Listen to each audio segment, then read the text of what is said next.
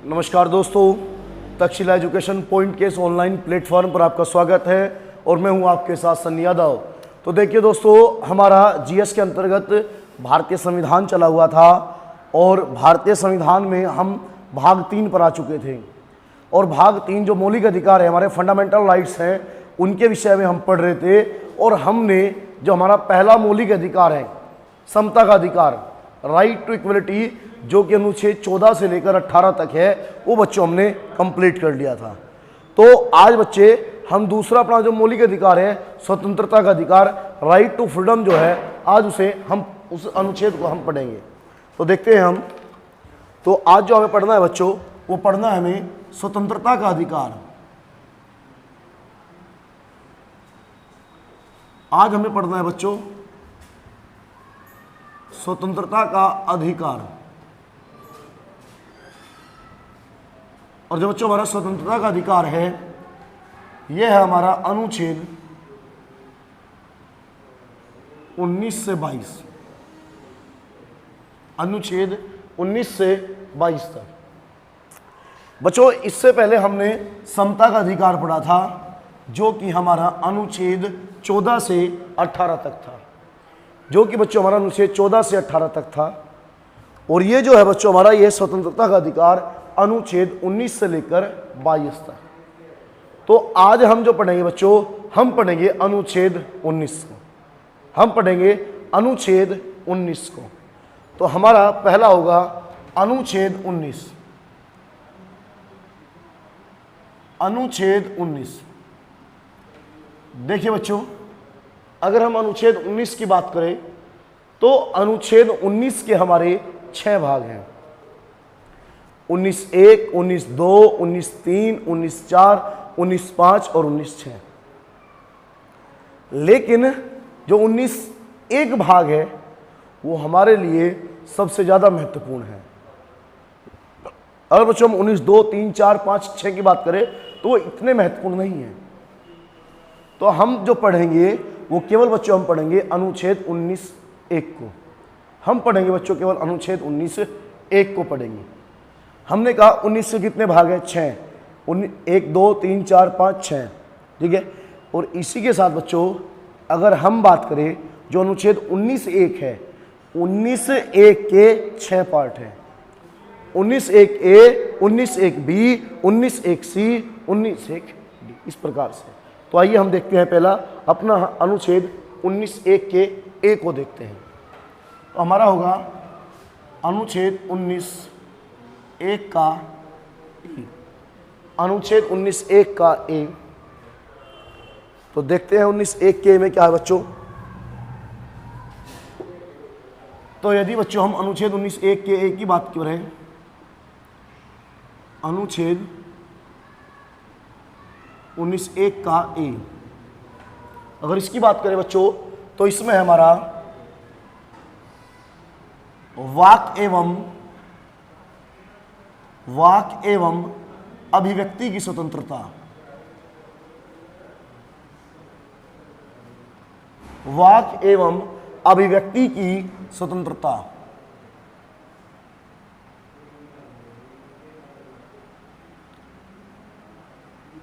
वाक एवं अभिव्यक्ति की स्वतंत्रता।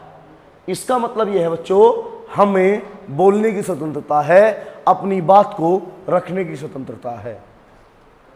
तो 19(1) का जो ए है बच्चों, तो उसमें क्या है, हमें वाक एवं अभिव्यक्ति की स्वतंत्रता, बोलने की और अपनी बातों को रखने की स्वतंत्रता दी गई है। इसी के साथ बच्चों अगर 19(1) के बी की बात करें हम बच्चों, तो अगर 19(1) के बी की बात करें, सेम वही अनुच्छेद होगा, 19 होगा। तो 19(1) का जो हमारा बी है, इसमें है बच्चों शांतिपूर्ण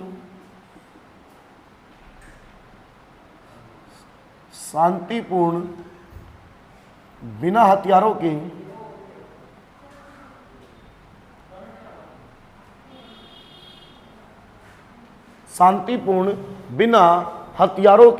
सम्मेलन करने की स्वतंत्रता, शांतिपूर्ण बिना हथियारों के सम्मेलन करने की स्वतंत्रता, शांतिपूर्ण बिना हथियारों के सम्मेलन करने की स्वतंत्रता, सम्मेलन करने की स्वतंत्रता, शांतिपूर्ण बिना हथियारों के सम्मेलन करने की स्वतंत्रता। यानी कि बच्चों जो 19(1) का एक था उसमें कहा गया है वाक्य एवं अभिव्यक्ति की स्वतंत्रता, यानी कि बोलने की स्वतंत्रता, अपनी बातों को रखने की स्वतंत्रता। और जो हमारा 19(1) का भी है बच्चों, ये कह रहा है कि शांतिपूर्ण बिना हथियारों के सम्मेलन करने की स्वतंत्रता, यानी कि हम सम्मेलन कर सकते हैं और वो सम्मेलन कैसा होना चाहिए, शांतिपूर्ण होना चाहिए बच्चों, और बिना किसी हथियारों के होना चाहिए, बिना किसी हथियारों के होना चाहिए बच्चों। इसी प्रकार बच्चों अगर हम 19(1) की सी की बात करें, यानी हमारा होगा अनुच्छेद 19(1) का सी। हम कौन सा पढ़ रहे हैं बच्चों, 19 पढ़ रहे हैं, और 19 का कौन सा पार्ट है, 1 है हमारा। तो ए पढ़ लिया हमने, बी पढ़ लिया हमने। अगर हम सी की बात करें तो इसमें है बच्चों संघ बनाने की स्वतंत्रता, संघ बनाने की स्वतंत्रता, संघ बनाने की स्वतंत्रता। इसका मतलब है बच्चों कोई भी ग्रुप या संगठन बनाने की आपको स्वतंत्रता है, आप कोई भी ग्रुप या संगठन बना सकते हो, आपको उसकी छूट है। इसी के साथ बच्चों अगर हम 19D की बात करें, अगर 19(1) के डी की बात करें बच्चों, इसमें है बच्चों भारत में भ्रमण करने की स्वतंत्रता, भारत में भ्रमण करने की स्वतंत्रता,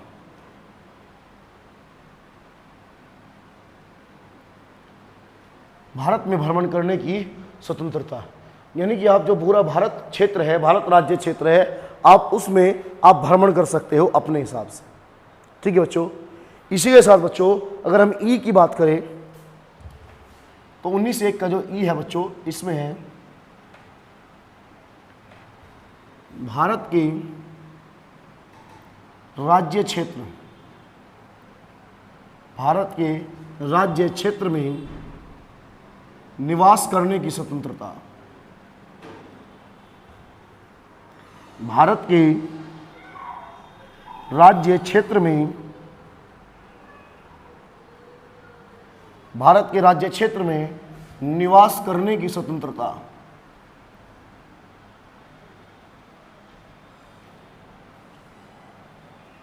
भारत के राज्य क्षेत्र में निवास करने की स्वतंत्रता, यानी कि आप पूरे भारत में आप निवास कहीं पर भी कर सकते हो। ठीक है, ये भी आपकी क्या होगी, एक स्वतंत्रता होगी। तो बच्चों हमने कहा था जो अनुच्छेद 19(1) है, अनुच्छेद 19(1) के कितने आर्टिकल्स हैं, तो 6 आर्टिकल है, जिसमें हमने 1 पढ़ लिया, 2 पढ़ लिया, 3, 4, 5 हो गया हमारे A, B, C, D, E। और उसके बाद अगर बच्चों हम अनुच्छेद F की बात करें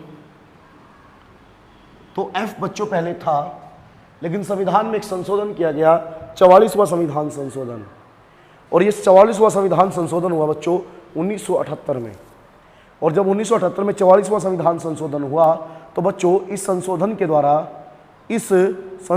द्वारा आपका जो ये आर्टिकल था ये निकाल दिया गया यहाँ से। तो हम यहाँ पे लिखते हैं 44वें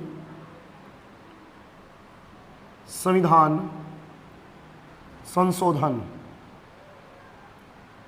44वें संविधान संशोधन 1978, 44वें संविधान संशोधन 1978 के द्वारा निरस्त कर दिया गया, निरस्त कर दिया गया।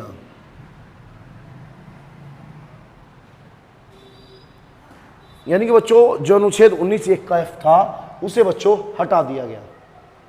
इसी के साथ बच्चों अगर जी की बात करें हम, 19(1) का जो जी होगा बच्चों, जो बच्चों 19(1) का जी होगा, इसकी बात करें तो इसमें है भारत के राज्य क्षेत्र में, भारत के राज्य क्षेत्र में कोई भी व्यापार या कारोबार, भारत के राज्य क्षेत्र में कोई भी व्यापार या कारोबार करने की स्वतंत्रता।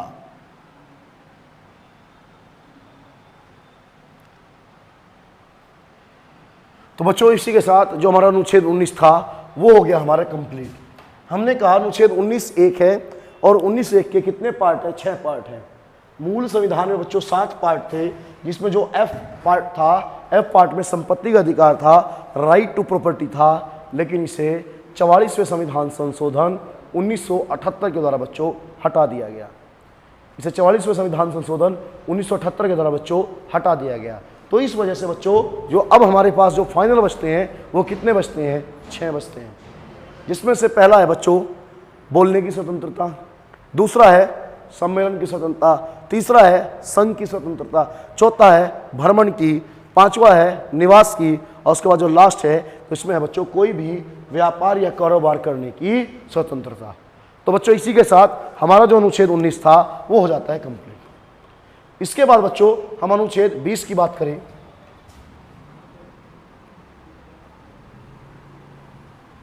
अगर बच्चों हम अनुच्छेद 20 की बात करें बच्चों, तो जो हमारा अनुच्छेद 20 है, अनुच्छेद 20 कहता है हमारा अपराधों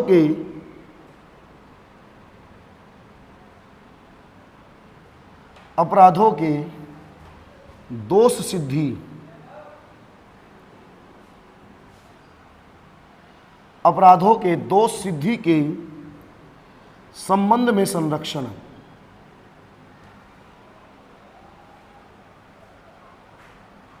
अपराधों के दोष सिद्धि के संबंध में संरक्षण। तो ये था बच्चों हमारा अनुच्छेद 19 और ये हो गया हमारा अनुच्छेद 20, जिसमें लिखा गया है अपराधों के दोष सिद्धि के संबंध में संरक्षण।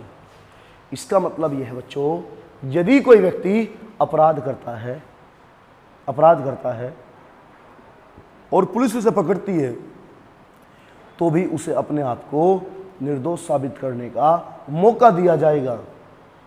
जब तक उसका अपराध साबित नहीं होगा उसे दोषी नहीं माना जाएगा, उसे बच्चों तब तक दोषी नहीं माना जाएगा। तो यानी कि बच्चों जो अनुच्छेद 20 है उसमें क्या है हमारा? अपराधों के दोष सिद्धि के संबंध में संरक्षण। तो हमने कहा था कि जो हमारा स्वतंत्रता का अधिकार है वो अनुच्छेद 19 से लेकर कहाँ तक है बच्चों? 22 तक है, जिसमें हमने अनुच्छेद 19 पढ़ लिया, अनुच्छेद 20 पढ़ लिया। तो इसे बच्चों रफ करते हैं, आप इसे नोट कर लेंगे, स्क्रीनशॉट ले लेंगे इसका, और उसके बाद बच्चों हम अपने अनुच्छेद 21 की ओर बढ़ते हैं। तो बढ़ते हैं बच्चों अनुच्छेद 21 की ओर।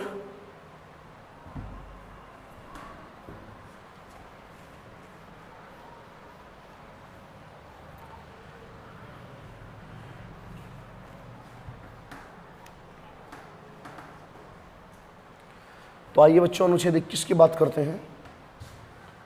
अगर हम बच्चों अनुच्छेद 21 की बात करें तो अनुच्छेद 21 जो है बच्चों उसमें है हमारा प्राण एवं दैहिक स्वतंत्रता।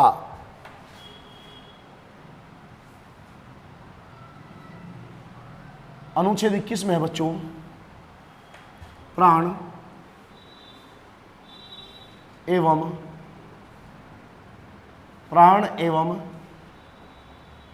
दैहिक स्वतंत्रता। अनुच्छेद 21 में है बच्चों प्राण एवं दैहिक स्वतंत्रता। प्राण एवं दैहिक स्वतंत्रता, इसका मतलब यह बच्चों भारत में प्रत्येक व्यक्ति को अपने प्राणों की और अपने देह की रक्षा करने का अधिकार है। ठीक है, इसी के साथ बच्चों एक महत्वपूर्ण अनुच्छेद है हमारा 21 का ही पार्ट है, 21 क्या है? 21 क्या है हमारा अनुच्छेद है बच्चों? अनुच्छेद 21 क्या है? अगर बच्चों हम अनुच्छेद 21 क्या की बात करें तो अनुच्छेद 21 क्या में है 6 से 14 वर्ष की आयु, 6 से 14 वर्ष की आयु के 6 से 14 वर्ष की आयु के बालकों के लिए, 6 से 14 वर्ष की आयु के बालकों के लिए 6 से 14 वर्ष की आयु के बालकों के लिए निःशुल्क शिक्षा। निःशुल्क शिक्षा जो बच्चों अनुच्छेद 21 के है, ये कह रहा है कि 6 से 14 वर्ष की आयु के बालकों के लिए निःशुल्क शिक्षा। देखिए बच्चों, जो हमारे गवर्नमेंट स्कूल है उसमें रूल है कि जो 6 से 14 वर्ष की आयु के बच्चे होंगे लगभग 8वीं क्लास तक के, तो उन बच्चों को निःशुल्क शिक्षा उपलब्ध कराई जाएगी। बच्चों पहले ऐसा नहीं था। और आप वर्ष 2000 की बात करोगे, 2001 के उससे पहले जब ये आर्टिकल जोड़ा गया तो उससे पहले बच्चों सरकारी स्कूल में भी फीस लगती थी। वो फीस 50 पैसे हो, 1 रुपये हो, 75 पैसे हो, मतलब एक मिनिमम फीस देनी पड़ती थी आपको सरकारी स्कूल में भी। लेकिन जब से ये आर्टिकल जोड़ा गया तब से वो जो फीस थी, मिनिमम फीस थी, वो भी आपकी समाप्त कर दी गई। तो अब आपका क्या हो गया, 21 क्या में हो गया, 6 से 14 वर्ष की आयु के बालकों के लिए निःशुल्क शिक्षा। और बच्चों ये जो अनुच्छेद जोड़ा गया था, ये जोड़ा गया था 86वें संविधान संशोधन के द्वारा। तो आइए लिखते हैं 86वें संविधान संशोधन, लिखते हैं बच्चों नोट डाल के।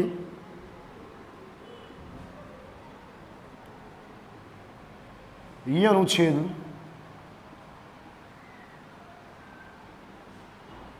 अनुच्छेद 86वें संविधान संशोधन,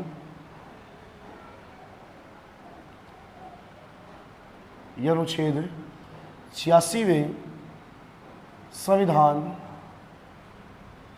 यह अनुच्छेद 86वें संविधान संशोधन 2002 के द्वारा जोड़ा गया था।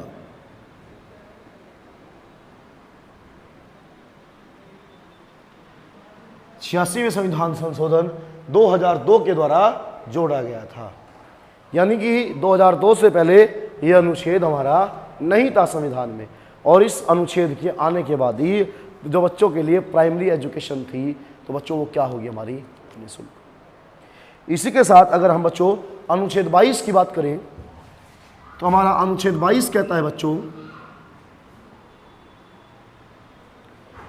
निरोध एवं गिरफ्तारी के संबंध में संरक्षण। निरोध जो है वर्ड, इसका मतलब है डिटेंशन। अगर किसी व्यक्ति को हाउस अरेस्ट किया जाता है, ठीक है, या किस संदेह के आधार पर उसे गिरफ्तार किया जाता है, निरोध एवं गिरफ्तारी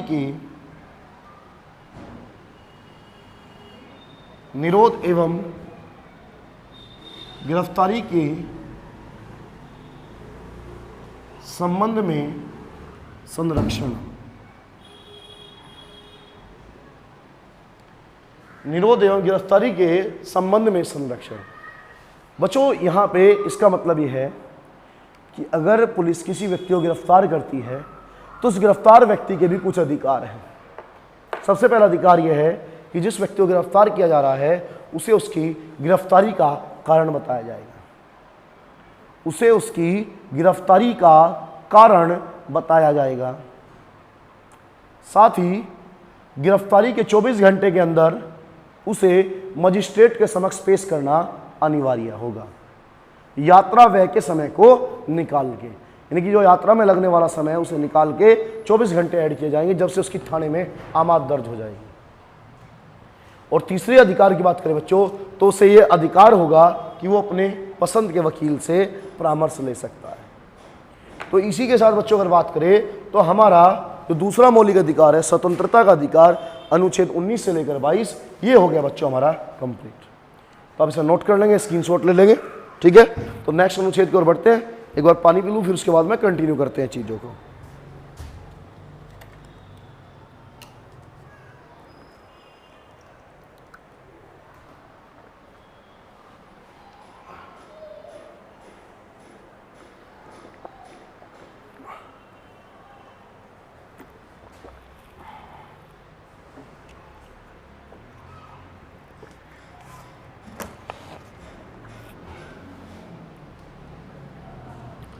तो आइए बच्चों कंटिन्यू करते हैं चीज़ों को, ठीक है। बढ़ते हैं हम अपने तीसरे मौलिक अधिकार की ओर। इसका नाम है हमारा शोषण के विरुद्ध अधिकार। इसका नाम है हमारा बच्चों शोषण के विरुद्ध अधिकार। तो इसे रफ करते हैं, यानी कि जो हमारे दो मौलिक अधिकार थे बच्चों वो हमारे कंप्लीट हो गए, जिसमें समानता का अधिकार था और हमारा स्वतंत्रता का अधिकार था। तो आज अब तीसरा मौलिक अधिकार है हमारा, इसका नाम है शोषण के विरुद्ध अधिकार। तो आइए बढ़ते हैं शोषण के विरुद्ध अधिकार की ओर। शोषण के विरुद्ध अधिकार, तो बच्चों जो हमारा तीसरा होगा वो होगा हमारा शोषण के विरुद्ध अधिकार। शोषण के विरुद्ध अधिकार, और ये जो होगा बच्चों हमारा, इसमें केवल दो आर्टिकल है बच्चों हमारे। तो जो तो हमारे आर्टिकल है वो है अनुच्छेद 23 और 24। शोषण के विरुद्ध के अधिकार जो है बच्चों, इसमें हमारे दो आर्टिकल हैं, एक है अनुच्छेद 23 बच्चों और एक है हमारा अनुच्छेद 24। तो आइए हम देखते हैं अनुच्छेद 23 और 24 में क्या क्या चीज़ें हैं।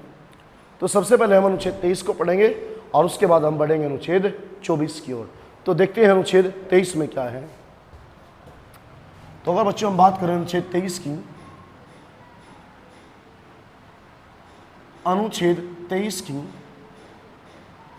तो अनुच्छेद 23 में है बच्चों मानव दुर्व्यापार, मानव दुर्व्यापार, मानव दुर्व्यापार, बेगार, मानव दुर्व्यापार, बेगार व इसी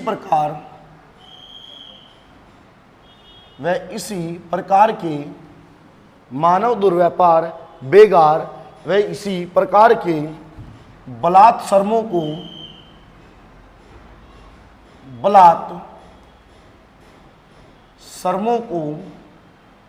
प्रतिषेध करता है।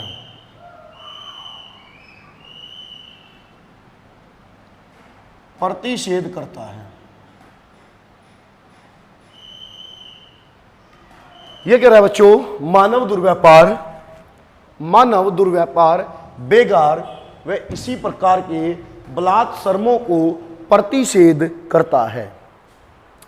तो बच्चों हम देखते हैं इसका क्या मतलब है। ये कह रहा है कि मानव दुर्व्यापार, बेगार व इसी प्रकार के बलात्सर्मों को प्रतिषेध करता है। अनुच्छेद 23 कह रहा है बच्चों मानव दुर्व्यापार, इसका मतलब है हम भारत के अंदर आदमियों की खरीद और फरोख्त नहीं कर सकते, यानी कि हमारे देश के अंदर इंसान की खरीद और फरोख्त नहीं होगी, इंसान को खरीदा और बेचा नहीं जा सकता है। तो ये है बच्चों हमारा मानव दुर्व्यापार। उसके बाद कह रहा है बेगार। बेगार का मतलब है बच्चों आपने किसी व्यक्ति से काम करा लिया और उस काम के बदले आपने उसे पारिश्रमिक नहीं दी, तो वो क्या हो जाएगा, हमारा बेगार हो जाएगा। और इसी प्रकार के बलात्सर्मों को प्रतिषेध करता है। प्रतिषेध का मतलब होता है बच्चों मना करना, और बलात् का मतलब होता है बच्चों जबरदस्ती। यानी कि यदि कोई मजदूर है, यदि कोई कर्मकार है, अगर उसकी इच्छा है कार्य करने की, तो जब तक उसकी इच्छा होगी वो अपनी इच्छा से कार्य करेगा। आप उसे जबरदस्ती, आप उससे फोर्सफुली कार्य नहीं करा सकते। ठीक है, तो बढ़ते हैं बच्चों अगले अनुच्छेद की ओर। जो हमारा अगला अनुच्छेद है बच्चों, अनुच्छेद है 24। नेक्स्ट जो आर्टिकल होगा बच्चों वो होगा हमारा अनुच्छेद 24। तो बच्चों अगर इसी के साथ हम अनुच्छेद 24 की बात करें, अनुच्छेद 24 की बात करें, तो अनुच्छेद 24 कहता है कि 14 वर्ष से कम आयु, 14 वर्ष से कम आयु, 14 वर्ष से कम आयु के बालकों,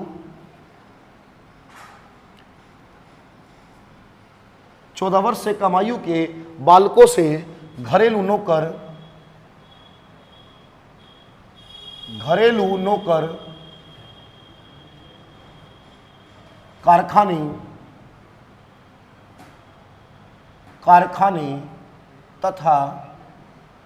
कारखाने तथा दुकानों पर कार्य नहीं कराया जा सकता। दुकानों पर कार्य नहीं कराया जा सकता। कार्य नहीं कराया जा सकता।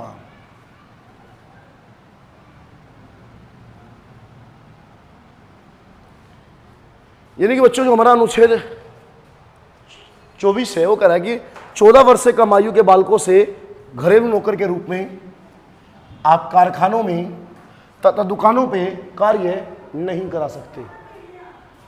कार्य नहीं करा सकते। ठीक है बच्चों, यानी कि 14 वर्ष से कम आयु के बालकों के काम करने पर प्रतिषेध करता है। और इसी के साथ बच्चों जो हमारा तीसरे नंबर का मौलिक अधिकार था शोषण के विरुद्ध अधिकार, तो शोषण के विरुद्ध अधिकार जो है बच्चों इसी के साथ हमारा क्या हो जाता है, समाप्त हो जाता है। शोषण के विरुद्ध अधिकार में बच्चों इतना ही था हमारा। यानी अगर अब तक बच्चों हम देखें तो हमारे 6 मौलिक अधिकारों में से 3 मौलिक अधिकार हमारे कंप्लीट हो गए, जिसमें हमने सबसे पहले पढ़ा समता का अधिकार अनुच्छेद 14 से 18, हमने दूसरा पढ़ा स्वतंत्रता का अधिकार अनुच्छेद 19 से 22, और बच्चों हमने तीसरा पढ़ा है शोषण के विरुद्ध अधिकार जो है अनुच्छेद 23 से 24। तो इसी के साथ बच्चों अगर आज हम बात करें तो हम अपने अगले मौलिक अधिकार पर बढ़ते हैं, जिसका नाम है बच्चों धार्मिक स्वतंत्रता का अधिकार। धार्मिक स्वतंत्रता का अधिकार। तो देखते हैं बच्चों धार्मिक स्वतंत्रता के अधिकार में क्या चीज है। धार्मिक स्वतंत्रता का अधिकार।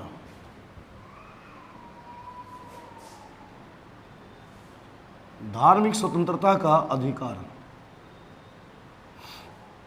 और जो बच्चों धार्मिक स्वतंत्रता का अधिकार है बच्चों ये है हमारा अनुच्छेद 25 से 28। धार्मिक स्वतंत्रता का जो अधिकार है बच्चों ये है हमारा अनुच्छेद 25 से 28। तो आइए हम सबसे पहले देखते हैं कि अनुच्छेद 25 में क्या है। तो अगर बच्चों अनुच्छेद 25 की बात करें तो अनुच्छेद 25 कहता है, अगर बच्चों अनुच्छेद 25 की बात करें तो अनुच्छेद 25 कहता है प्रत्येक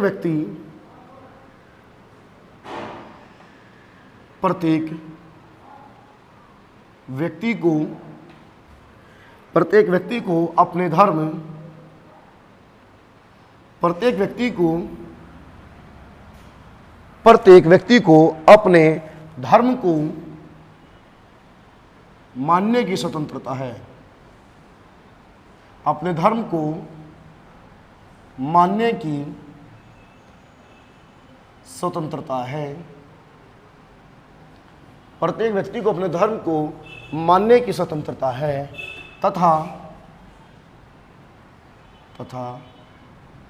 उसी के अनुसार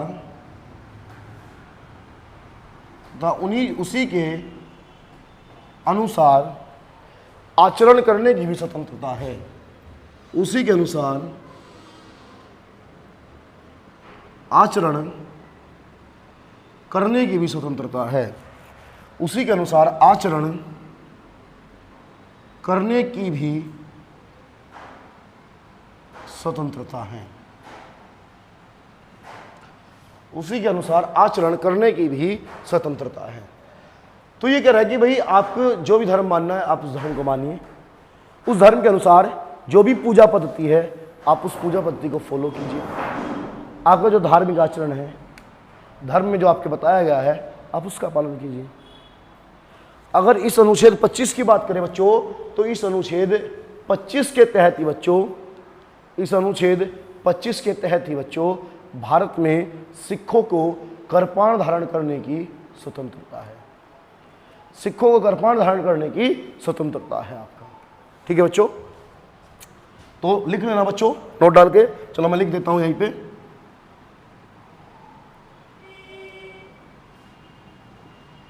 इसी अनुच्छेद के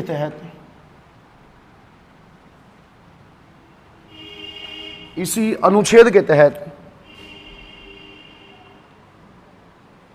इसी अनुच्छेद के तहत भारत में, इसी अनुच्छेद के तहत भारत में सिखों को, इसी अनुच्छेद के तहत भारत में सिखों को करपाण धारण करने की स्वतंत्रता है। सिखों को करपाण धारण करने की स्वतंत्रता है। करपाण धारण करने की स्वतंत्रता है।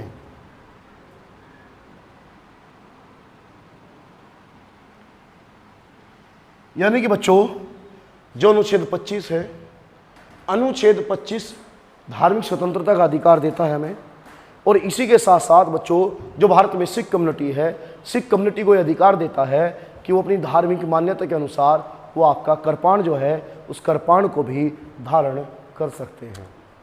करपाण को भी धारण कर सकते हैं, आपका अनुच्छेद 25 ये कहता है। अब इसके बाद बच्चों, अगर अनुच्छेद 26 की बात करें हम, अनुच्छेद 26 ये कहता है,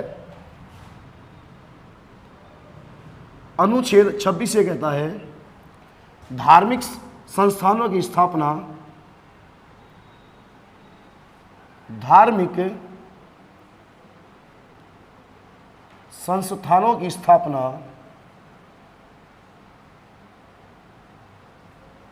धार्मिक संस्थानों की स्थापना और उनका धार्मिक संस्थानों की स्थापना और उनका प्रबंधन करने का अधिकार, और उनका प्रबंधन करने का अधिकार, और उनका प्रबंधन करने का अधिकार। ये कहता है कि जो धार्मिक समुदाय है, उन धार्मिक समुदाय को यह अधिकार है कि वो अपने धार्मिक संस्थानों की स्थापना कर सकते हैं, अपने धार्मिक संस्थानों की स्थापना कर सकते हैं, और उन धार्मिक संस्थानों का वो प्रबंधन भी खुद ही करेंगे। धार्मिक संस्थानों की स्थापना, उनका प्रबंधन खुद करेंगे। अब इसी के साथ बच्चों, हम बात करते हैं अपने अनुच्छेद 27 की। तो जो शोषण के अधिकार है बच्चों, इसे हम रफ करते हैं और हम आगे बढ़ते हैं। इसी के साथ बच्चों, अगर हम बात करें अनुच्छेद 27 की,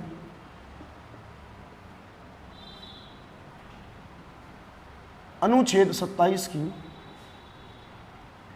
तो अगर बच्चों अनुच्छेद 27 की बात करें तो अनुच्छेद 27 ये कहता है कि जो सरकार है वो किसी एक धर्म को बढ़ावा देने के लिए दूसरे धर्म के लोगों पर कर नहीं लगा सकती।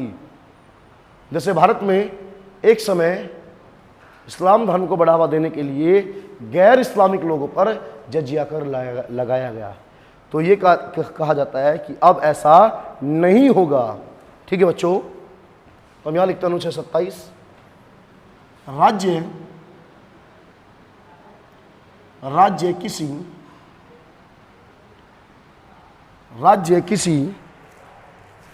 राज्य किसी विशेष धर्म,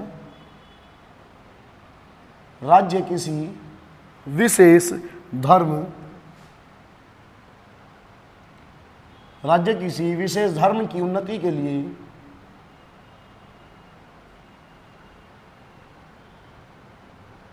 राज्य किसी विशेष धर्म की उन्नति के लिए राज्य किसी विशेष धर्म की उन्नति के लिए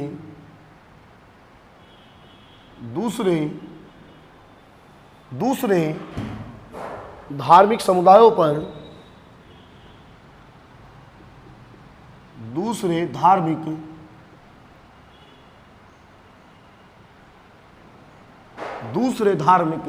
समुदायों पर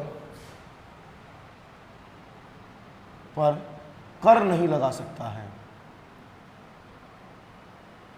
कर नहीं लगा सकता है।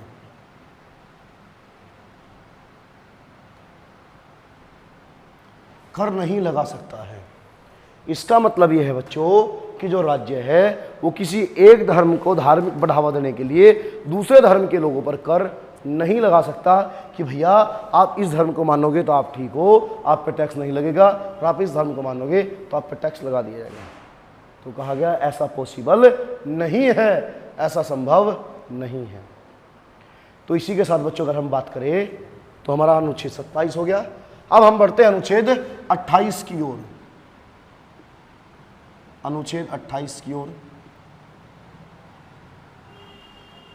अगर बच्चों हम अनुच्छेद 28 की बात करें, अगर बच्चों हम अनुच्छेद 28 की बात करें तो अनुच्छेद 28 कहता है कि राज्य द्वारा पोषित, राज्य द्वारा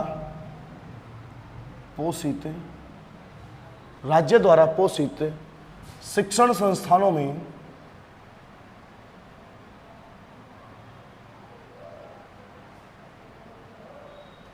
राज्य द्वारा पोषित शिक्षण संस्थानों में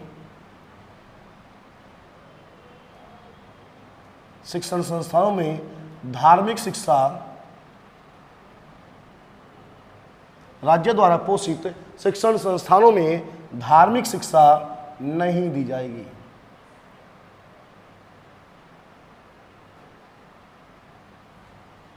तो बच्चों ये कह रहा है कि जो शिक्षण संस्थान है उन शिक्षण संस्थानों में धार्मिक शिक्षा नहीं दी जाएगी। बच्चों ये कह रहा है कि जो हमारे शिक्षण संस्थान है, हमारे शिक्षण संस्थानों में धार्मिक शिक्षा जो है वो नहीं दी जाएगी। ठीक है बच्चों, इसी के साथ बच्चों ये हमारा चौथे नंबर का मौलिक अधिकार था, समाप्त हो गया। अब बच्चों अगर नेक्स्ट मौलिक अधिकार की बात करें तो नेक्स्ट है हमारा बच्चों संस्कृति एवं शिक्षा संबंधी अधिकार। संस्कृति एवं शिक्षा संबंधी अधिकार, तो उसमें देखते हैं हमारा क्या है। तो नेक्स्ट जो मौलिक अधिकार है बच्चों हमारा वो है संस्कृति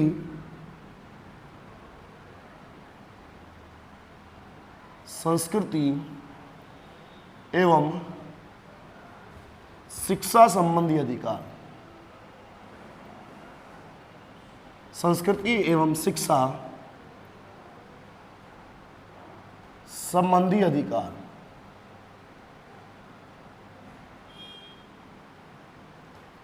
संस्कृति एवं शिक्षा संबंधी अधिकार। संस्कृति एवं शिक्षा संबंधी अधिकार। तो अगर बच्चों हम इसकी बात करें तो ये होगा हमारा अनुच्छेद 29 से 30 तक।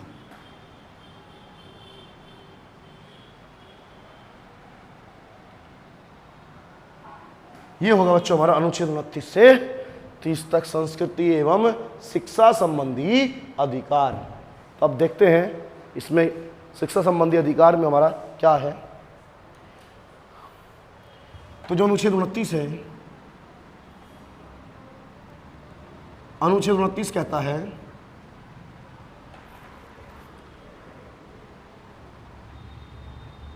भारत के प्रत्येक नागरिक को प्रत्येक नागरिक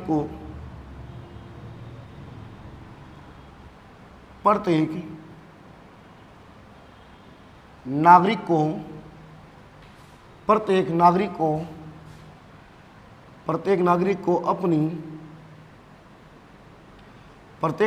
अपनी भाषा, लिपि, प्रत्येक नागरिक को अपनी भाषा, लिपि व संस्कृति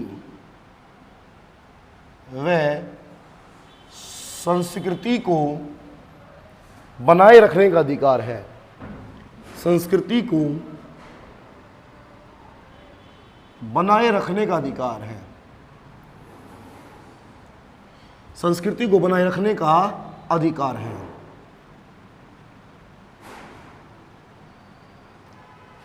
तो बच्चों ये कह रहा है कि भारत के राज्य क्षेत्र में रहने वाला जो भी व्यक्ति है उसे अपनी भाषा, लिपि और संस्कृति उसे संरक्षित करने का अधिकार है।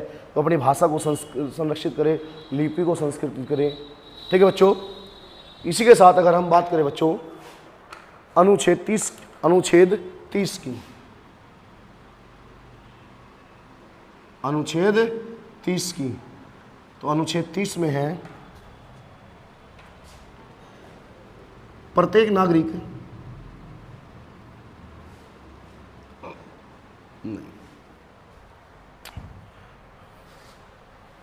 जो अनुच्छेद 30 है भाई, अनुच्छेद 30 कहता है भारत के अल्पसंख्यकों, अल्पसंख्यकों का मतलब है माइनॉरिटी, भारत के अल्पसंख्यकों को यह अधिकार है, अल्पसंख्यकों को यह अधिकार है कि वो अपनी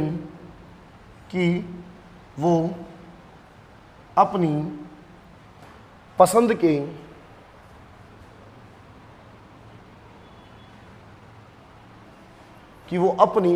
के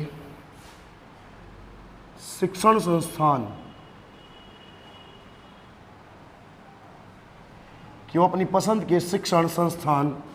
खोल सकते हैं।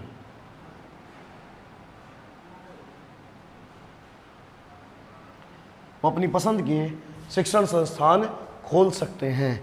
तो ये बात कहती है हमारी अनुच्छेद 29 क्या कह रहा था कि प्रत्येक नागरिक को भाषा, लिपि व संस्कृति को बनाए रखने का अधिकार है, जबकि जो हमारा 30वां अनुच्छेद है ये कहता है कि अल्पसंख्यक अपने पसंद के शिक्षण संस्थान खोल सकते हैं। इसी के साथ बच्चों अगर हम अनुच्छेद 31 की बात करें, तो अनुच्छेद 31 में था हमारा संवैधानिक संपत्ति का अधिकार, जो कि हमारा 44वें संविधान संशोधन 1978 के द्वारा निरस्त कर दिया गया। तो आइए अब लास्ट आपका मौलिक अधिकार बचता है और वो है हमारा संवैधानिक उपचारों का अधिकार। तो संवैधानिक उपचारों का अधिकार जिसे हम इंग्लिश में रेमेडीज कह देते हैं। तो आइए देखते हैं उसमें क्या है।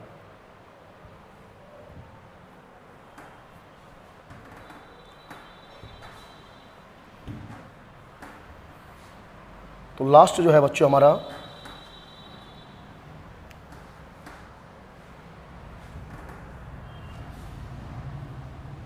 लास्ट जो होगा बच्चों वो है हमारा संवैधानिक उपचारों का अधिकार। संवैधानिक उपचारों का अधिकार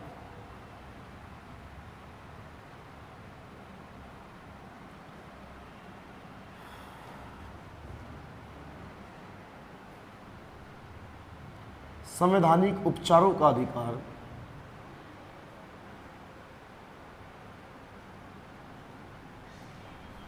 और ये जो है बच्चों ये है हमारा अनुच्छेद 32 में। ये संवैधानिक उपचारों का अधिकार है बच्चों हमारा अनुच्छेद 32 में। केवल एक ही आर्टिकल है अनुच्छेद 32 संवैधानिक उपचारों के अधिकार से संबंधित।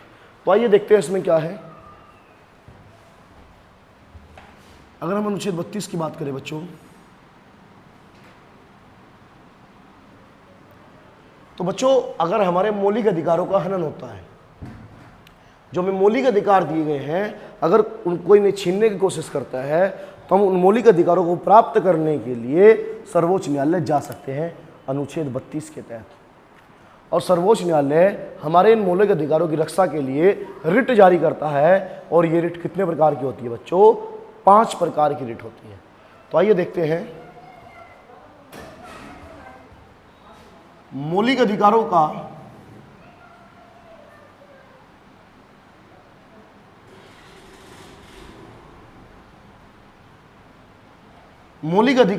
हनन होने पर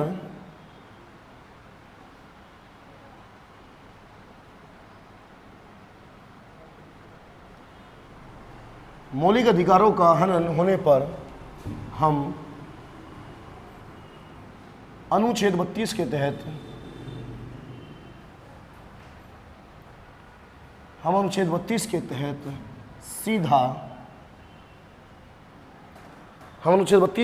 सीधा सर्वोच्च न्यायालय जा सकते हैं।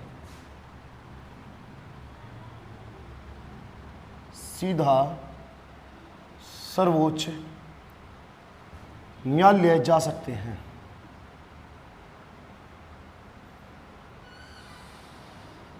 अगर हमारे मौलिक अधिकारों का हनन होता है, अगर हमारे फंडामेंटल राइट्स का हनन होता है, तो हम डायरेक्ट कहाँ जा सकते हैं बच्चों? सुप्रीम कोर्ट में। और सुप्रीम कोर्ट इनकी रक्षा के लिए रिट जारी करता है। और वो रिट कितने प्रकार की होती है बच्चों? तो कितने प्रकार की होती है? 5 प्रकार की रिट होती है। कितने प्रकार की रिट होती है बच्चों? 5 प्रकार की रिट होती है। तो मौलिक अधिकार का उल्लंघन होने पर हम अनुच्छेद 32 के तहत सीधा सर्वोच्च न्यायालय जा सकते हैं और सर्वोच्च न्यायालय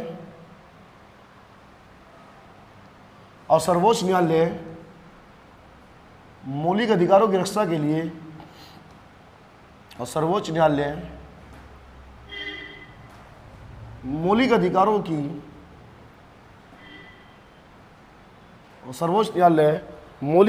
की रक्षा के लिए रिट जारी करता है।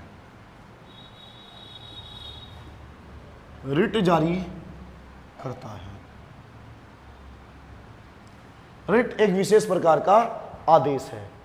और बच्चों यदि हम रिट की बात करें तो हमारे पास रिट कितने प्रकार की है बच्चों? तो 5 प्रकार की रिट है। तो आइए हम लिखते हैं रिट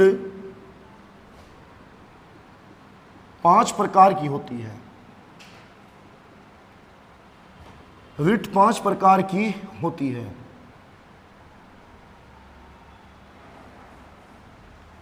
रिट 5 प्रकार की होती है।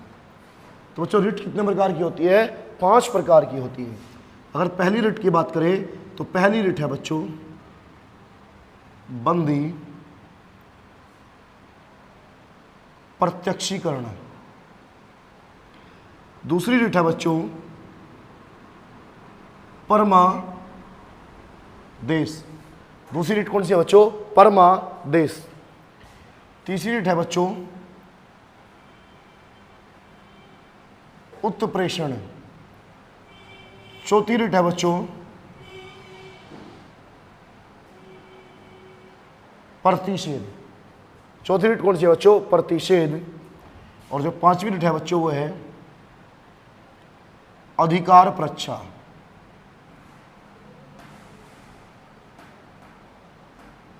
अधिकार रक्षा। तो बच्चों रिट कितने प्रकार की होगी? 5। बंदी प्रत्यक्षीकरण, परमादेश, उत्प्रेषण, प्रतिषेध, अधिकार परीक्षा।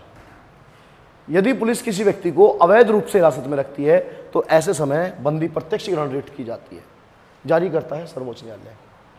इसी के साथ बच्चों एक महत्वपूर्ण तथ्य और है हमारा। और यदि बच्चों उस महत्वपूर्ण तथ्य की बात करें तो महत्वपूर्ण तथ्य ये है हमारा कि डॉक्टर भीमराव अंबेडकर ने अनुच्छेद 32 को संविधान की आत्मा कहा था। तो आइए हम यहां लिखते हैं doctor B are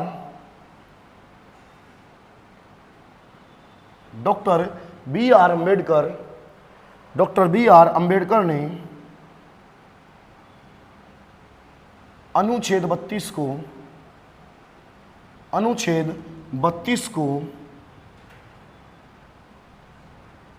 doctor B are Ambedkar ने अनुच्छेद 32 को संविधान की आत्मा कहा था। संविधान की आत्मा कहा था। देखिए बच्चों बाकी जो हमारे संविधान सभा में थे, संविधानविद थे, उन्होंने प्रस्तावना को संविधान की आत्मा कहा। लेकिन डॉक्टर भीमराव अंबेडकर ने जो संविधान की आत्मा की संज्ञा दी बच्चों वो किसे दी? तो वो दी बच्चों अनुच्छेद 32 को। तो बच्चों ये सारी की सारी जो चीजें हैं ये अनुच्छेद 32 से संबंधित है। ठीक है, तो अनुच्छेद 32 हमारा अंतिम मौलिक अधिकार था। जबकि हमें पता है हमारे जो मौलिक अधिकार समाप्त होते हैं वो अनुच्छेद 35 तक है। तो अब हम देखते हैं अनुच्छेद 33, 34 और 35 में आखिर क्या क्या चीजें हैं। हमारा अनुच्छेद 33 है, 34 है, 35 है। उनमें देखते हैं बच्चों हमारी क्या क्या चीजें हैं। ठीक है, अगर बच्चों हम 33, 34, 35 की बात करें तो पहले से रफ करते हैं और उसके बाद हम फिर बच्चों आगे बढ़ते हैं।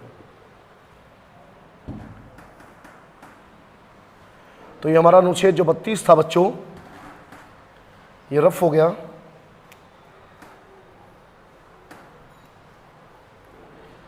और इसी के साथ बच्चों अगर हम बात करें अनुच्छेद 33 की, अनुच्छेद 33 की बात करें तो अनुच्छेद 33 कहता है बच्चों, अनुच्छेद 33 कहता है बच्चों हमारा जो अनुच्छेद 33 है वो ये कह रहा है कि संसद के पास यह अधिकार है संसद के पास यह अधिकार है, संसद के पास यह अधिकार है कि वो कानून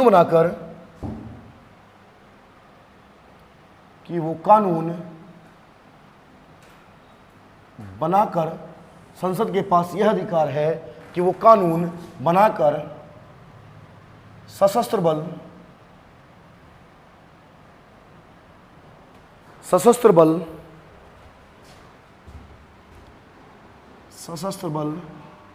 कोमा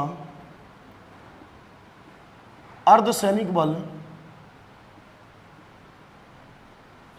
संसद के पास यह अधिकार है कि वो कानून बनाकर सशस्त्र बल कोमा अर्धसैनिक बल, पुलिस व खुफिया एजेंसी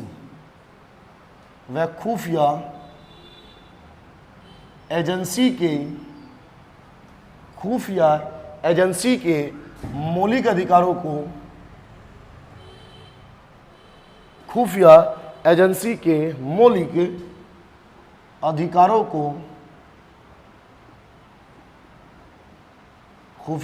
के मौलिक अधिकारों को सीमित कर सकता है,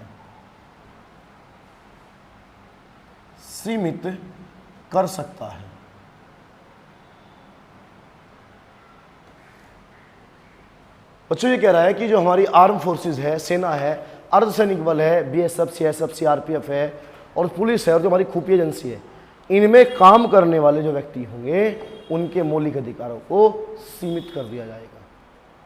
यानी जो हमें आम व्यक्ति को मौलिक अधिकार प्राप्त है वो सारे मौलिक अधिकार इन लोगों को प्राप्त नहीं होंगे। ठीक है बच्चों, इसी के साथ हम बढ़ते हैं अपने अनुच्छेद 34 की ओर। अगर बच्चों हम अनुच्छेद 34 की बात करें तो अनुच्छेद 34 कहता है मार्शल लॉ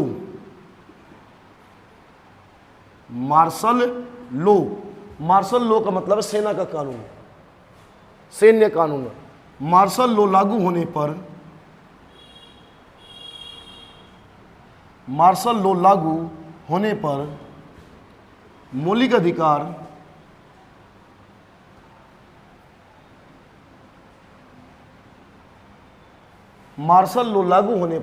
मौलिक अधिकार सीमित कर दिए जाएंगे।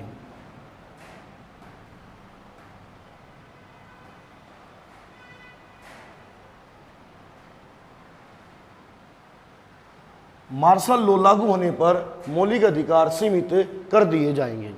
यानी कि जिस क्षेत्र में मार्शल लॉ सैन्य कानून लागू हो जाता है तो वहां के नागरिकों के मौलिक अधिकारों को उस टाइम के लिए, जब तक मार्शल लॉ लागू है वहां पर, तो मौलिक अधिकारों को सीमित कर दिया जाएगा। ठीक बच्चों, और इसी के साथ अगर हम अंतिम अनुच्छेद की बात करें, अनुच्छेद 35,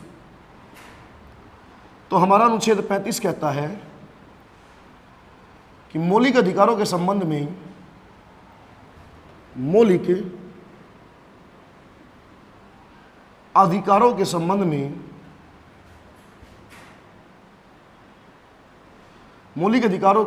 में कानून बनाने का अधिकार, मौलिक अधिकारों के संबंध में कानून बनाने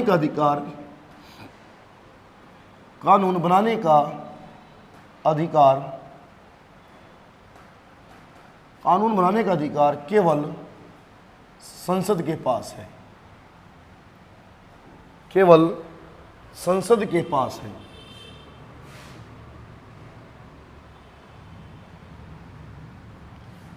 यानी कि जो मौलिक अधिकार है, फंडामेंटल राइट है, उनमें अगर कोई भी छेड़छाड़ की जानी है, कोई नया मौलिक अधिकार जोड़ना है, घटाना है, जो भी है, तो वो कौन करेगा बच्चों? वो संसद करेगी। राज्यों का विधानमंडल ये कार्य नहीं कर सकता। इसी के साथ बच्चों अगर एक नोट डाल के हम लिखें तो जो हमारा अनुच्छेद 14 है,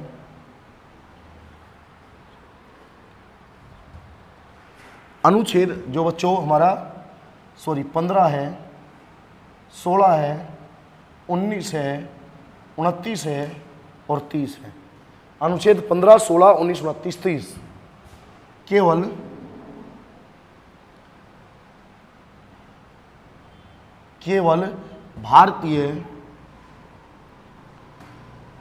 भारतीय नागरिकों को प्राप्त है। केवल भारतीय नागरिकों को प्राप्त है। अगर अनुच्छेद 15 की बात करें, 16 की बात करें, 19 की बात करें, 29 की बात करें और अगर 30 की बात करें तो ये प्राप्त है कच्चों केवल भारत के नागरिकों को, यानी कि विदेशियों को ये मौलिक अधिकार प्राप्त नहीं है। केवल नागरिकों को प्राप्त होंगे ये मौलिक अधिकार 15, 16, 19, 29, 30 और बाकी जो मौलिक अधिकार है वो सबके लिए है। उन नागरिकों को भी प्राप्त है और विदेशियों की प्राप्त है। तो इसी के साथ बच्चों अगर हम बात करें तो आज हमारे जो मौलिक अधिकार हैं, फंडामेंटल राइट्स हैं बच्चों, वो हो गए कंप्लीट। तो बच्चों जो हमारी नेक्स्ट क्लास होगी उसमें हम पढ़ेंगे राज्य के नीति निर्देशक तत्व, DPSP, directive principle of state policy. तो आज के लिए बच्चों इतना ही, मिलते हैं नेक्स्ट क्लास में। जय हिंद।